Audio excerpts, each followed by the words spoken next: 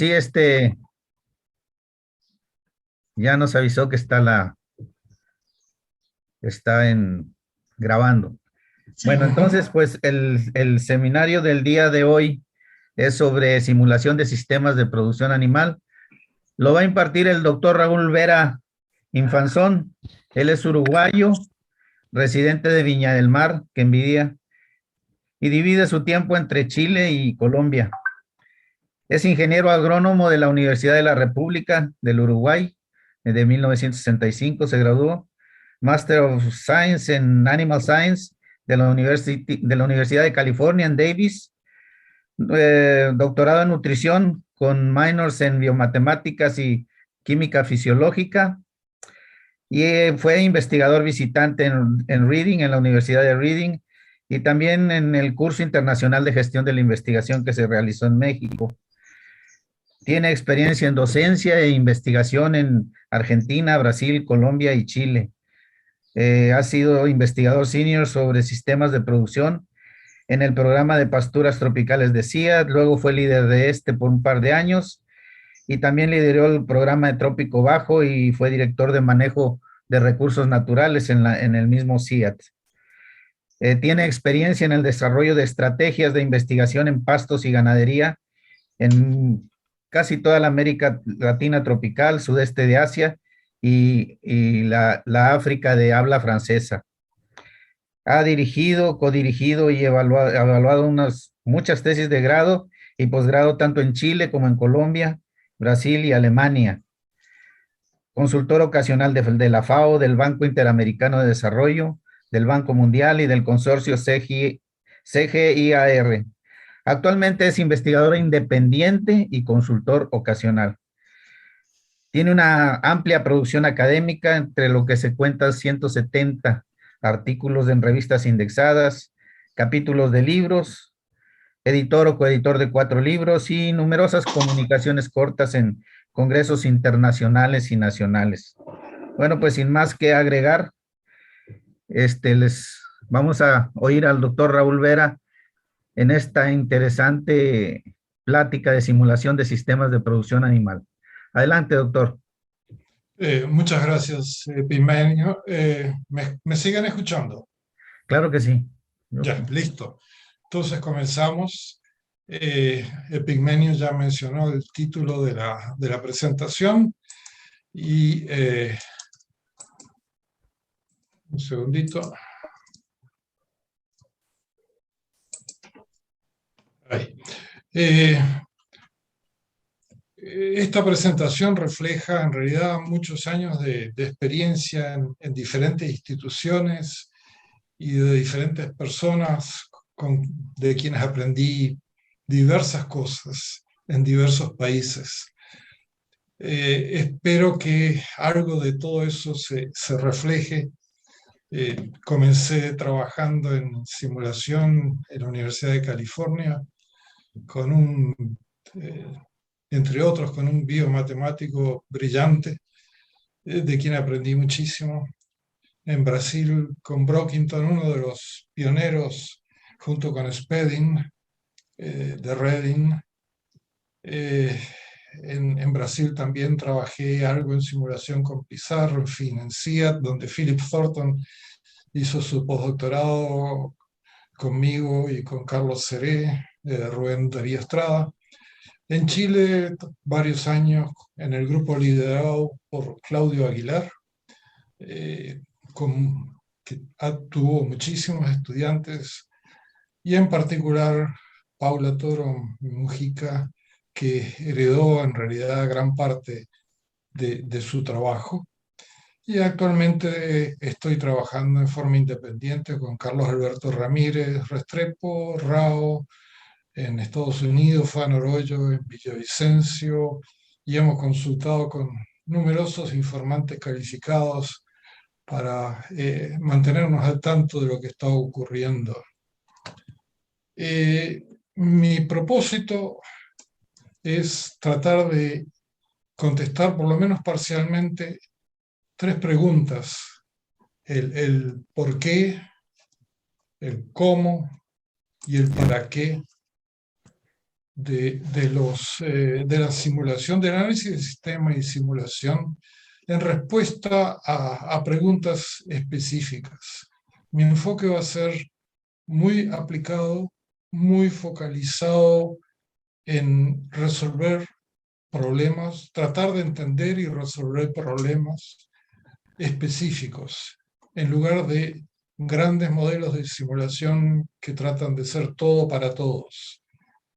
Mi convicción, sobre todo después de lo que ha ocurrido en los últimos 10, 15 años en esta área de análisis de sistemas, es de que es más conveniente, más productivo y más corto enfocarse primero en problemas que se pueden tal vez resolver o entender por lo menos con el análisis de sistema, que en tratar de simular la totalidad del sistema. Entonces, un enfoque funcional, operativo, muy específico y muy dirigido.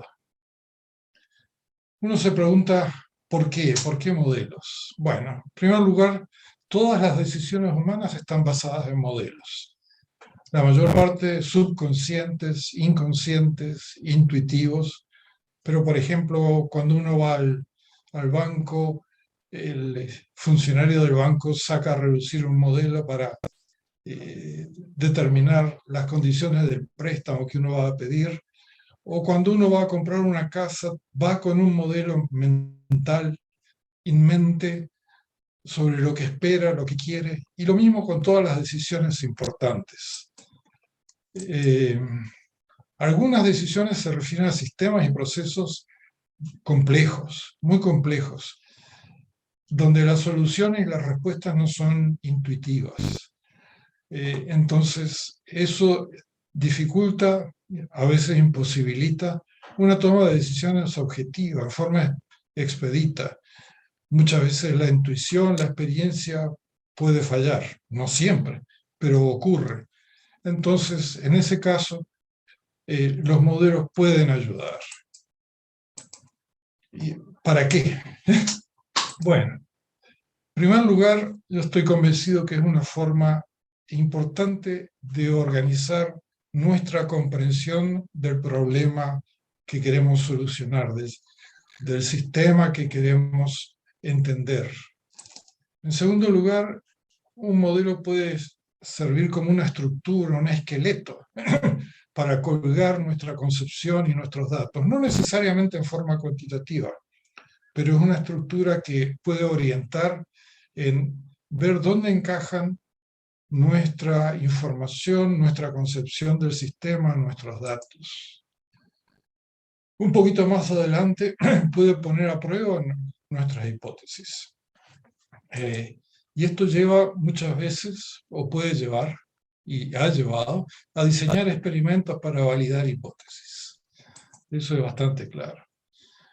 Más adelante, cuantificar escenarios alternativos de producción, evaluar impactos, evaluar el cambio, los efectos del cambio climático. Estos son ya prácticamente experimentos virtuales, el desarrollo de escenarios alternativos de producción. Y hay muchos ejemplos en Chile, en Colombia, en Uruguay, en Argentina. Hay numerosos ejemplos publicados. Muchos de estos trabajos eventualmente se convierten en herramientas, incluso herramientas comerciales para apoyar la toma de decisiones. Yo no voy a llegar acá, pero estos son algunos de los aspectos en que el desarrollo del análisis de sistema, el desarrollo de un sistema de simulación puede servir. Yo me voy a concentrar fundamentalmente en los primeros 3 o 4. Lo siguiente es dónde, para qué. Y el dónde y para qué se puede ver la parte superior de la pantalla, pues yo no la veo. Ya. Sí, señor, tranquilo. Ya. Los modelos, en general, todos comparten una estructura fundamental. No es la única, pero es fundamental, que se llaman bucles. Imagínense esta situación. Tenemos un stock. Un stock es sinónimo de un inventario, el inventario de libros de la biblioteca, un pool de carbohidratos en la planta o el pool de glucosa en la sangre. El nombre genérico más común es variable de estado. Nivel puede ser el nivel de agua en un tanque reservorio, un reservorio de enfermedades, por ejemplo. Las existencias de una bodega. Todo eso son cantidades, cantidades absolutas, números. Ese es un stock que puede variar debido al crecimiento que puede ser negativo o positivo, y normalmente el stock retroalimenta al proceso de crecimiento. Todos nosotros hemos estudiado bioquímica, fisiología, endocrinología, y debemos recordar los procesos de retroalimentación que hay, por ejemplo, en los procesos enzimáticos, donde el producto, digamos, glucosa,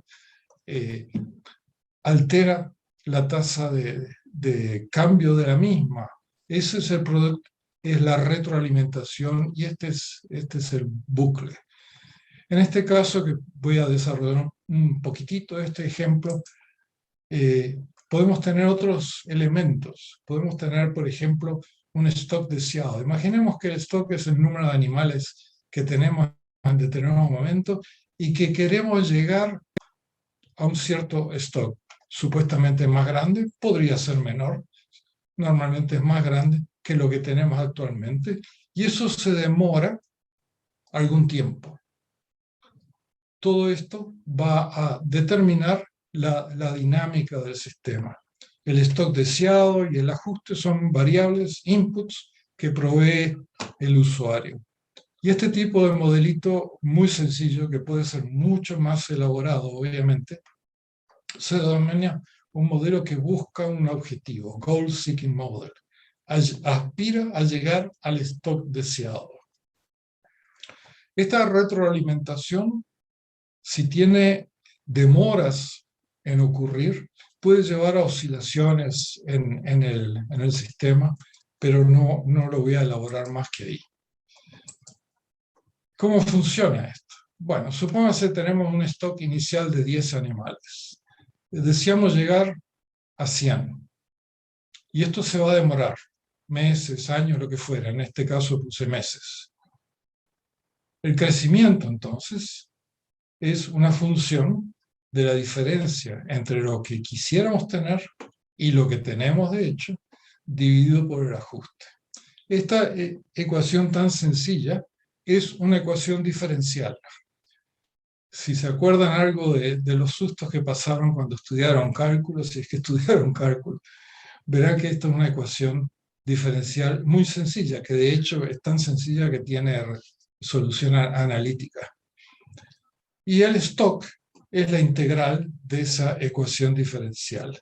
La integral del crecimiento partiendo de los 10 animales que teníamos inicialmente.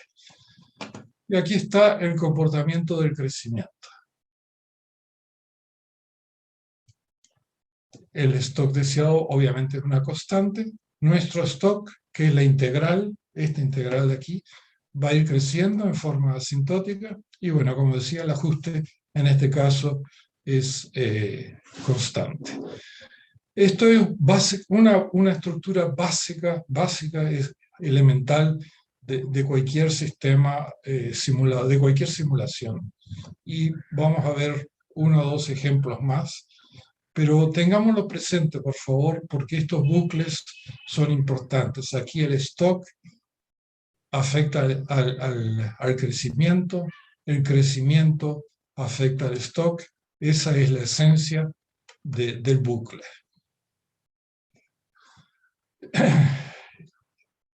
¿Para qué? ¿Para qué?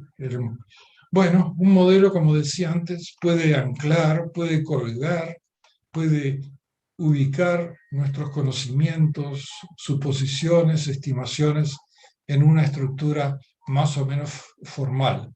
Puede ser una estructura descriptiva, un gráfico simplemente, o puede ser una estructura cuantitativa. ¿Y para qué? Bueno, puede servir para muchas cosas. Aquí pongo 2 o 3 ejemplos sencillos. Puede servir en la preparación o en el desarrollo de un proyecto de investigación. Inmediatamente doy un ejemplo de esto. En la preparación y desarrollo de un proyecto de investigación. Puede servir en una revisión de literatura para ubicar nuestros conocimientos, nuestros sesgos incluso. También voy a dar un ejemplo. Puede servir para dar el contexto de unos resultados que obtenemos en un experimento, ubicarlos en el contexto del sistema. Y finalmente, obviamente, el desarrollo de un modelo matemático formal, dinámico. Decía, puede servir en un proyecto de investigación. Yo creo que todos los que hemos trabajado con experimentos de larga duración y complejos, probablemente hemos tenido alguna experiencia semejante. El proyecto contempla un trabajo a realizar. Y a medida que pasa el tiempo, se van logrando avances mediante el trabajo. Pero también en un proyecto complejo surgen errores. A veces pasa algún tiempo que no son detectados. Y esto lleva a una corrección y vuelve y juega. Aquí tienen otro loop, otro bucle. Y esto se complica más cuando hay un cambio de diseño y métodos. Esta es la experiencia típica en la industria, en las grandes obras de infraestructura. Todos sabemos que se programan para 2 años y después se demoran 5. Se presupuestan para un cierto monto y luego acaban costando mucho más. Es el producto de estas interacciones que lleva a esas demoras, a esos problemas, y más aún cuando hay cambios en el diseño, en el proceso. Yo creo que todos lo hemos visto en obras públicas, pero también en proyectos de investigación complejos, largos, que involucran a mucha gente. Esto lo hemos visto más de una vez. Entonces, nos ubica dentro de un proyecto de investigación. Otra cosa es en una revisión de literatura, decía.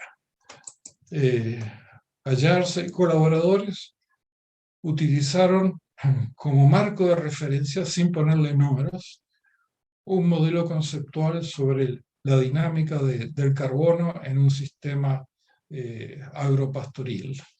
Este trabajo está por salir publicado.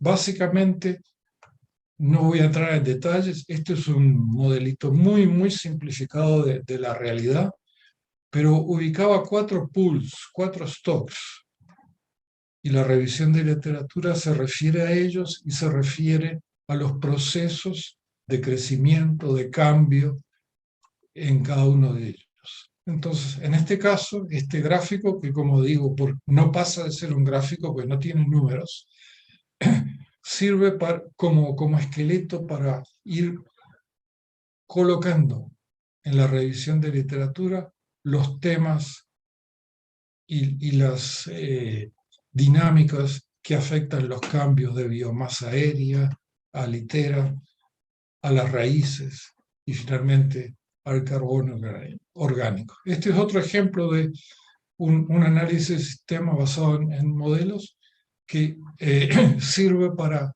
ubicar y desarrollar o guiar, si se quiere, una revisión de literatura sobre un tema complicado, complejo, largo, donde hay muchos procesos.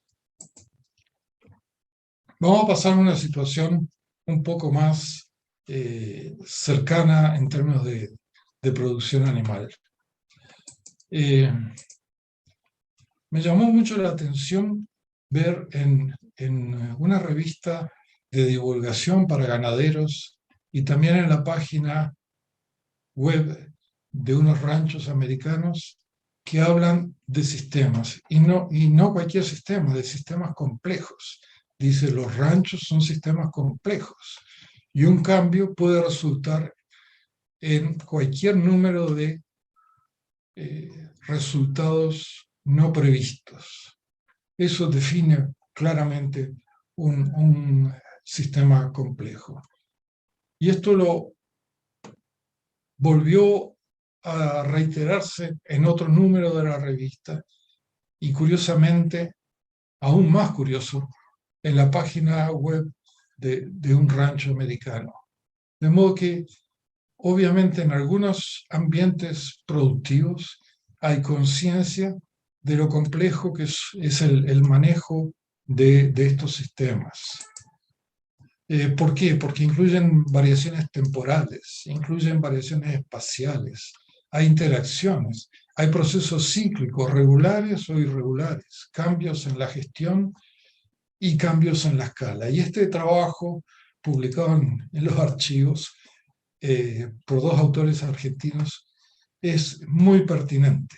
Ellos se refieren a emisiones de metano y su mitigación, una mirada de diferentes escalas de trabajo. Esto es lo que quiero resaltar. Hay diferentes escalas de trabajo donde los sistemas y sus componentes interactúan. Realmente recomiendo leer este artículo, por cierto, muy bien escrito, muy claro, porque da señales y dirige la atención del lector hacia puntos muy importantes que son estas diferentes escalas de trabajo. Las dimensiones espaciales, las dimensiones temporales, potrero, finca, paisaje, años, etcétera, que utilizan información muy variable. No necesariamente viene de un experimento, puede venir de diferentes experimentos, incluso de diferentes fuentes de la literatura, incluso utilizando datos, respuestas que surgen de preguntas diferentes a las que estamos investigando en el desarrollo de nuestro sistema. Es una variedad de resultados que pueden dar luces y pueden orientar hacia los fenómenos que están ocurriendo. Y obviamente todo esto se complica más cuando hay cambio climático de por medio. Pero el punto importante aquí son escalas de trabajo, las dimensiones espaciales y temporales. Por eso requieren una cantidad muy grande de información. En los últimos años ha habido una revisión profunda del tema, porque yo creo que todos estamos conscientes de que en nuestras instituciones, incluso en nuestro escritorio, puede haber una enormidad de datos que están encajonados, que no se publicaron, o que se publicaron y quedaron olvidados y nunca más se utilizaron. Y esto es complicado, sobre todo cuando los costos de experimentación con animales sabemos que son muy grandes. Entonces, estos autores americanos, australianos, Tedeschi más recientemente en Texas, han recuperado la información de información histórica, se llama legacy data, la información histórica que está acumulada en bases de datos o que está parcialmente publicada, y lo mismo han utilizado, han hecho estos autores, un grupo de malasios y británicos, donde llaman la atención a la subutilización de bases de datos sobre cultivos para apoyo a la diversificación agrícola. Este es un fenómeno que ha cobrado mucha importancia en los últimos años, como digo, por el costo creciente de la investigación agrícola, agropecuaria, y que vale la pena retomar. Hay demasiada información acumulada que está subutilizada, incluso, como decía antes, no publicada. De modo que estas son fuentes de información importantes que no deberíamos ignorar.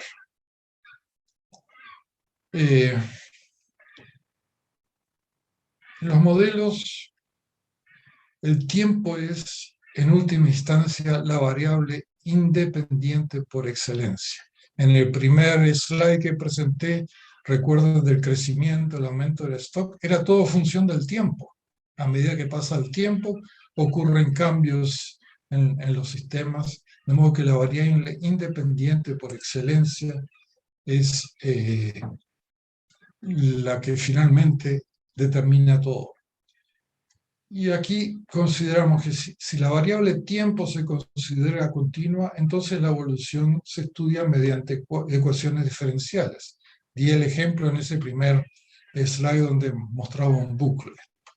En tanto que si el tiempo es tratado de manera discreta, se utilizan entonces ecuaciones en diferencia, básicamente sumas, restas, multiplicaciones, divisiones, con números finitos, que, en tanto que estos son ecuaciones diferenciales. Y para enfrentar estos dos tipos de enfoque o de aproximación a los sistemas hay diferentes herramientas. Para resolver ecuaciones diferenciales hay programas o aplicaciones dedicadas específicamente a la simulación. También se puede hacer, desde luego, utilizando lenguajes de programación varios. Visual Basic, Fortran, Python, C, etc. Y casi cualquier lenguaje de programación se puede utilizar. En tanto que las ecuaciones en diferencia más frecuentemente se utilizan para desarrollar modelos en Excel. Voy a dar un ejemplo de estos y un ejemplo de estos. Nuevamente, entonces, tenemos diferentes herramientas que ofrecen diferentes facilidades para diferentes circunstancias.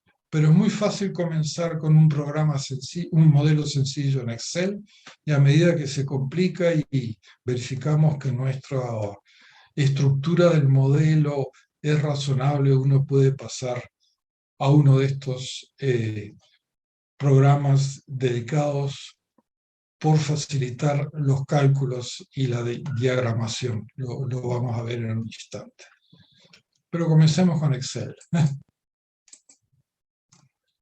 Este es un ejemplo que desarrollé aquí para un ejemplo también elemental, absolutamente elemental, donde el tiempo es tratado como una variable discreta. Consideremos el siguiente caso. Vamos a considerar que tenemos un número inicial de novillas. A propósito, mes cero es siempre como comienzan las simulaciones. Es una tradición histórica, no tiene otro significado. Tenemos un número de novillas que eventualmente van a ser entoradas. Ocurre en esta simulación, por diseño, que decidí que estos 3 meses iban a ser secos, no se iban a entorar las novillas sino hasta el mes 3, que en realidad pasa a ser el mes 4. De modo que en este periodo supongamos que tenemos, o en otra parte del modelo, hemos calculado el peso de los animales. Tal vez pierden peso durante el verano, y aquí hay un punto importante. Cada columna depende de la anterior. Por ejemplo, comenzamos con novillas con 190 kilos. Ese mes gana 1 kilo. De modo que en el siguiente mes pasa a pesar 191. Aquí pierde 3. El siguiente mes pasa a 188.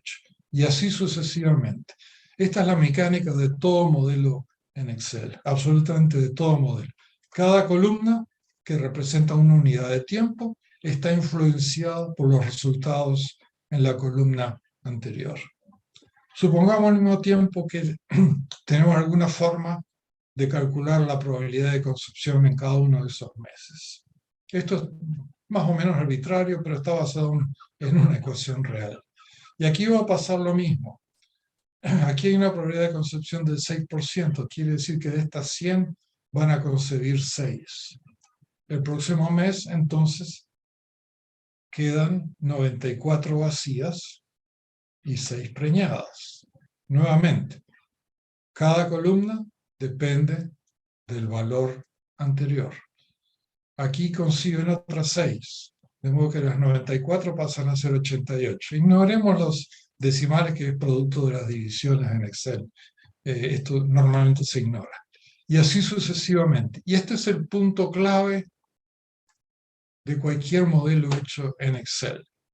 Este modelo es absolutamente elemental, muy sencillo, y lo escogí justamente porque permite ilustrar bien cómo se maneja un modelo en Excel. Podrán ver que esto es elemental, es muy, muy sencillo. Cualquier persona lo puede hacer, y es una buena forma de comenzar a trabajar un problema determinado. Aquí el problema era, o la respuesta que buscábamos era cómo afecta el tiempo y la tasa de probabilidad de concepción al número de novillas que se preñan y las que no, ¿no?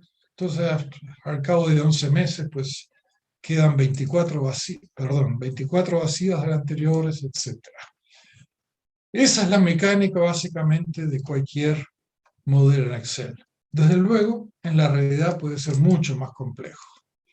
Paula, en una revisión de literatura reciente, como introducción realmente a un número de la revista dedicado a modelos, presentó un esquema genérico de un sistema de producción de rumiantes, donde lo fundamental es definir los límites del sistema y definir el propósito del mismo. ¿Cuál es el problema que queremos resolver? ¿Cuál es el problema que queremos estudiar?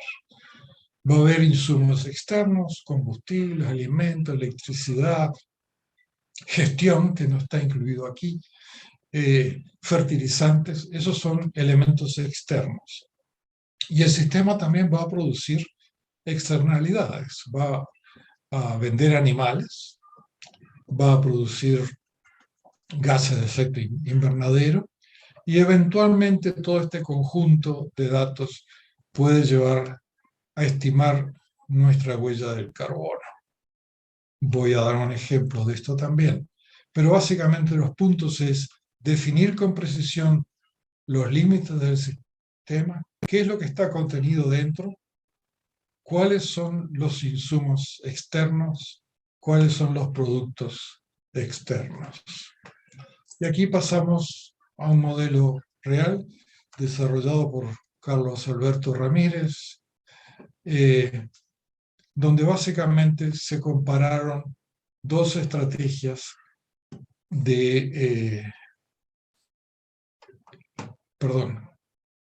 dos estrategias de levante de novillas que eventualmente llegan a vacas y pasan al ciclo reproductivo. En el primero consideró novillas que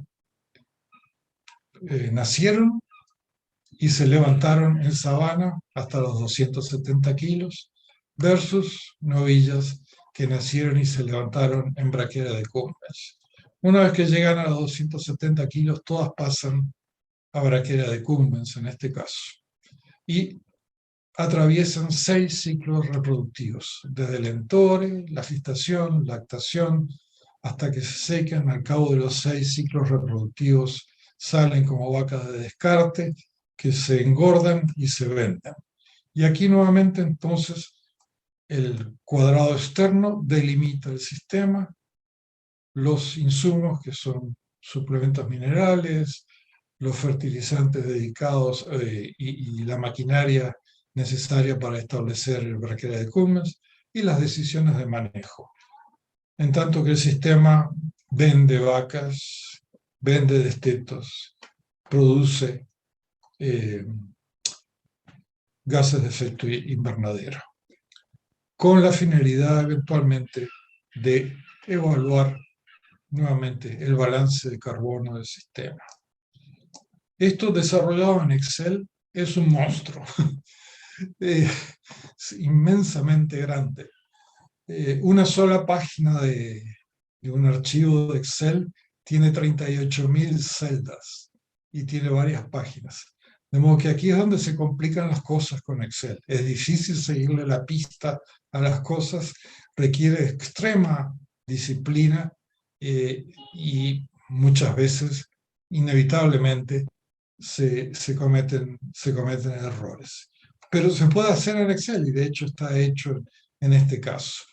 Aquí, obviamente, las cosas son mucho más complicadas que en el ejemplo sencillo, elemental que mostré antes, pero es perfectamente posible hacerlo y se ha hecho. Carlos Alberto tiene por lo menos 2 ejemplos de estos publicados. Paula también tiene 2 o 3 ejemplos parecidos en otras condiciones ambientales muy diferentes. Es posible hacerlo, requiere disciplina y orden, pero es perfectamente posible hacerlo.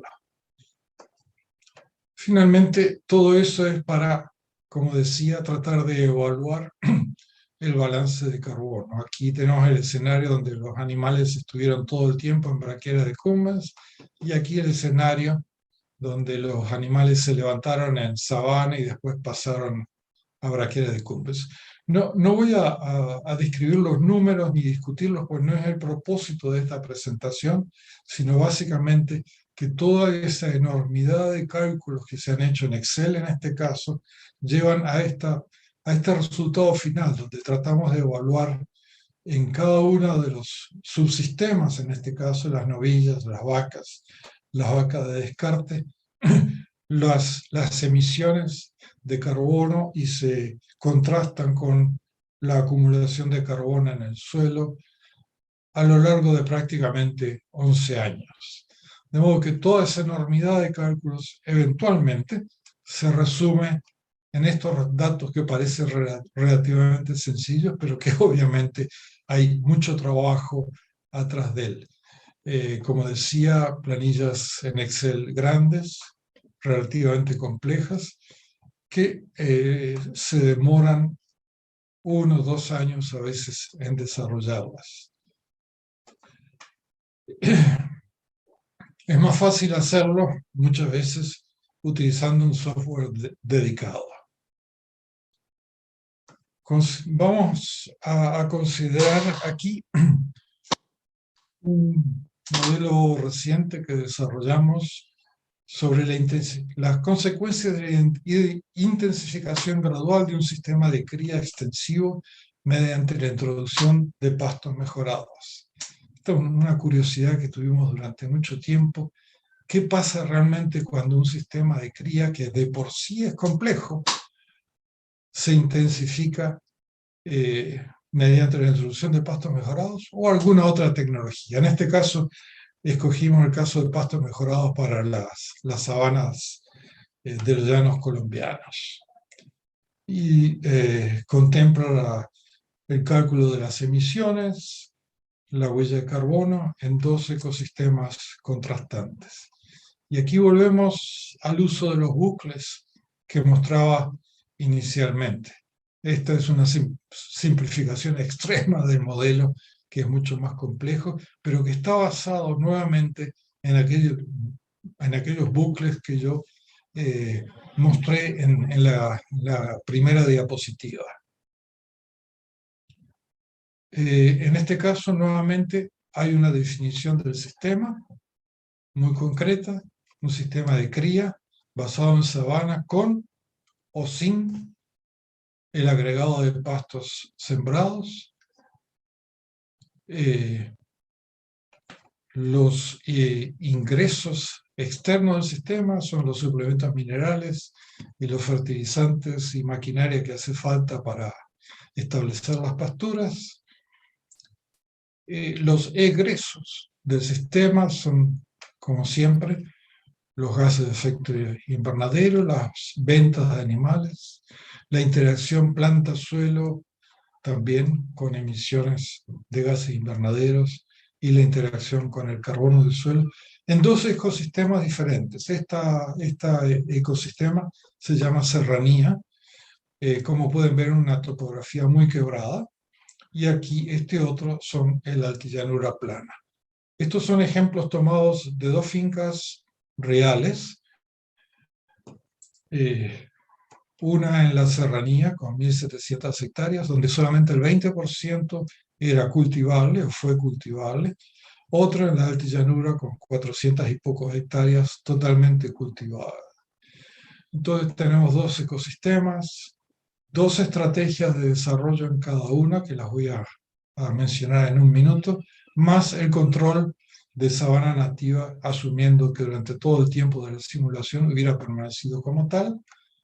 Y otra complicación más, 3 longitudes de tiempo durante las cuales opera la captura de carbono en las pasturas sembradas. Lo explico en un minuto más.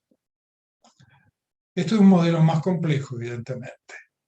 tiene 4 módulos, pero volvemos a ver los bucles, en este caso más grandes, más ambiciosos, porque contempla todas las categorías animales, desde las terneras que crecen, se transforman en terneras o novillas de 1 año, de 2 años, 3 años, vacas primíparas, vacas maduras, eventualmente son descartadas y se engordan, y el número variable de vacas maduras y de vacas primíparas conlleva preñeces que dan origen a nacimientos, que dan origen a terneras hembras y a terneros machos, que en este caso se vendían al año de edad para no complicar las cosas, pues nuestra pregunta era ¿cómo influye la dinámica de un hato complejo con diferentes categorías animales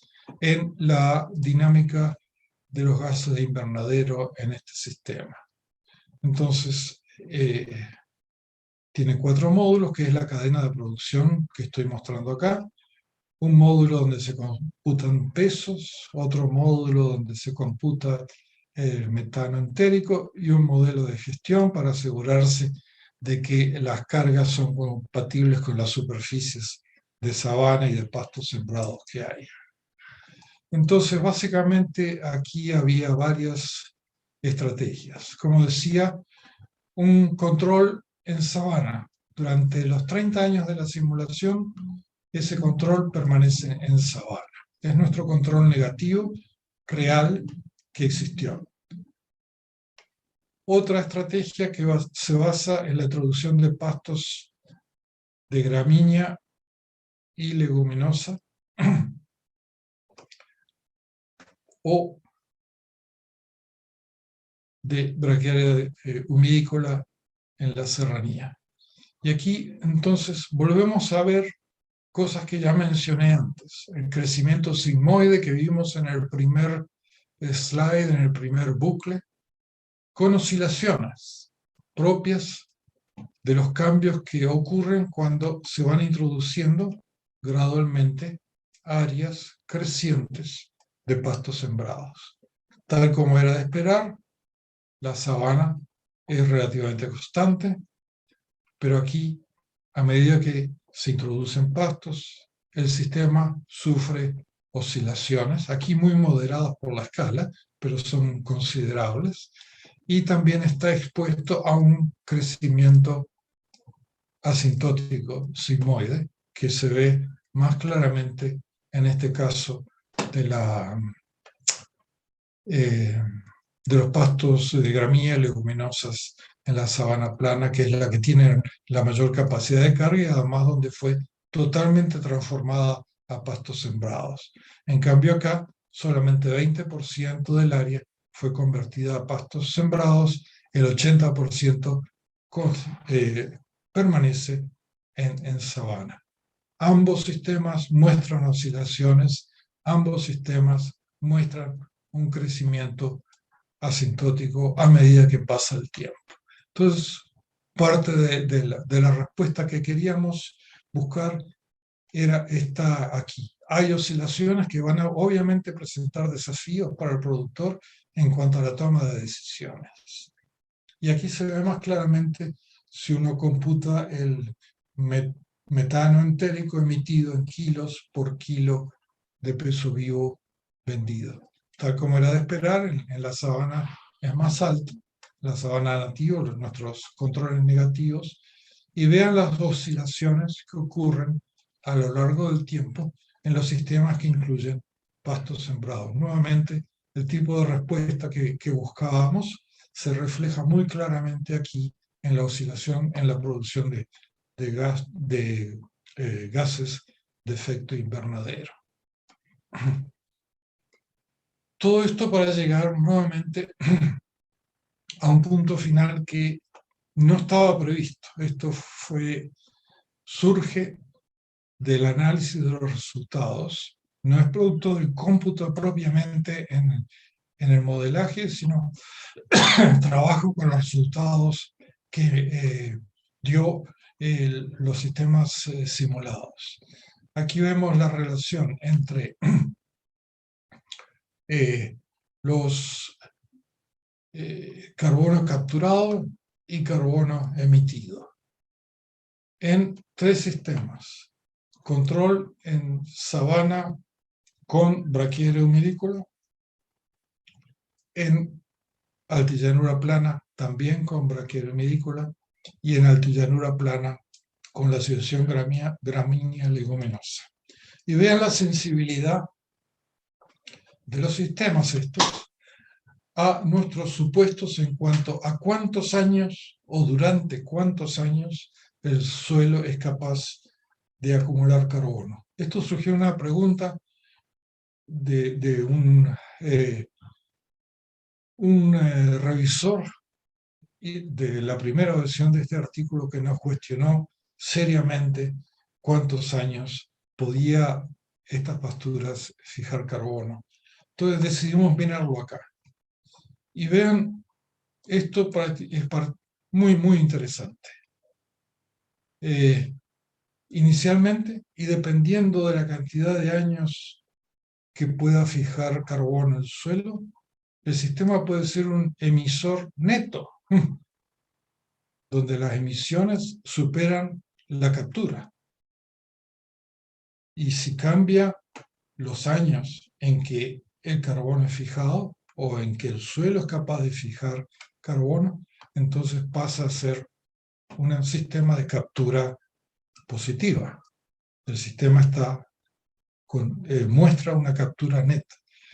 El punto importante de esto es no solamente la dinámica, sino también se infiere de esto que ninguno de estos sistemas puede ser caracterizado con un solo número, porque tienen una dinámica propia que no es inherente, no se puede decir que este sistema esté caracterizado por una cierta captura. Hay que referirlo a las condiciones en que el sistema se desarrolla.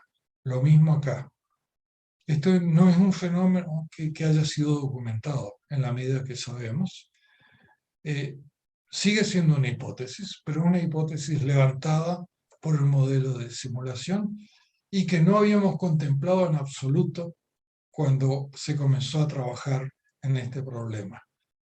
Y que probablemente es el mensaje más importante, la respuesta no anticipada, pero la respuesta más importante sobre el efecto de la dinámica del sistema en la dinámica del intercambio de carbono del sistema suelo, planta, animal. Con esto estoy llegando hacia el final, pero quiero marcar 2 puntos importantes. El ILRI en 2020 publicó un libro completo sobre su impacto en los últimos 40 años. Muchos sabrán que el ILRI dedicó cantidades inmensas de recursos y de años al desarrollo de modelos muy complejos. Y para mí esto es muy diciente, porque dice que la relación entre la complejidad del modelo y la utilidad no es directa, no es proporcional y es diferente de lo que frecuentemente se imagina. En otras palabras, hay mucha gente que quiere desarrollar un modelo completo de un sistema así en abstracto, un sistema entre comillas, llamémosle, lo cual requiere muchísimo tiempo, ingentes recursos. Fue la experiencia del IRRI durante muchísimos años, donde trabajó mucha gente,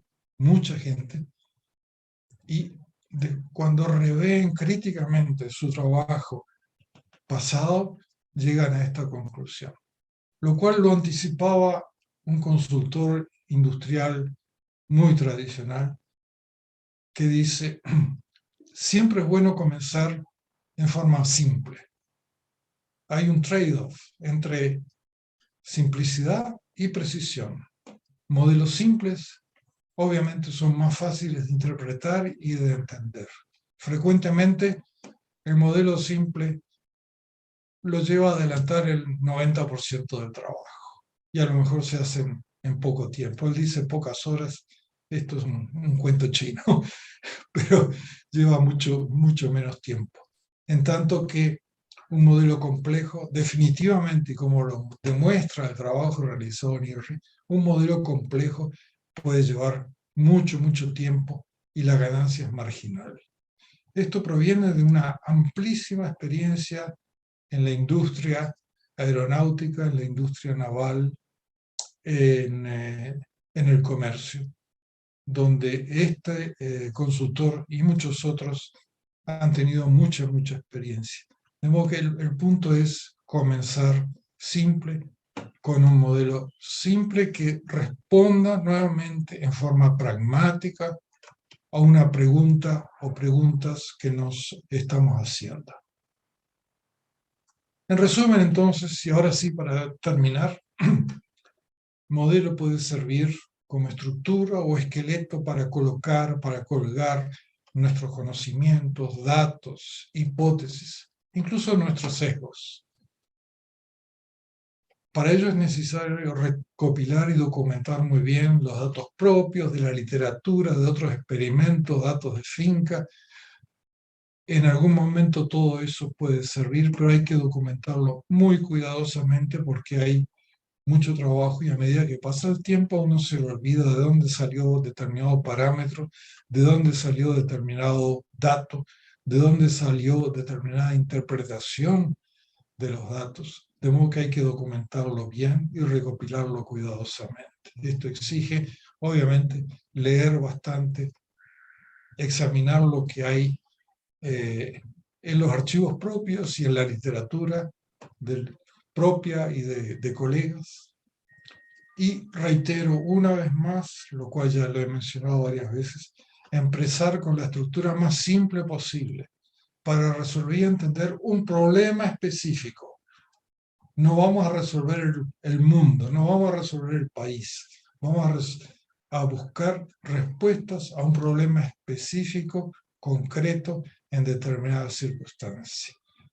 Eso evita frustraciones, evita perder el tiempo. Siempre muy focalizado, pragmático, operativo, funcional. Y eventualmente, obviamente, evaluar el dominio o ámbito de utilidad del modelo. Pero las claves están acá. Las claves son estas. De lo contrario, las frustraciones pueden ser enormes, la pérdida de tiempo muy grande. Y termino con algunas referencias. Yo creo que este libro, hoy día del 2020, es básicamente la Biblia del tema. Escrito por un profesor y consultor, John Sterman, del MIT, sobre Business Dynamics. Pero los conceptos, los bucles, toda la filosofía es ampliamente utilizable, ampliamente extrapolable. Y lo digo sin exagerar, así es. Los conceptos acá son fundamentales. Hay un libro anterior que no ha sido actualizado sobre modelaje del ambiente de Andrew Ford, otro modelador conocido. Este es más comprensivo.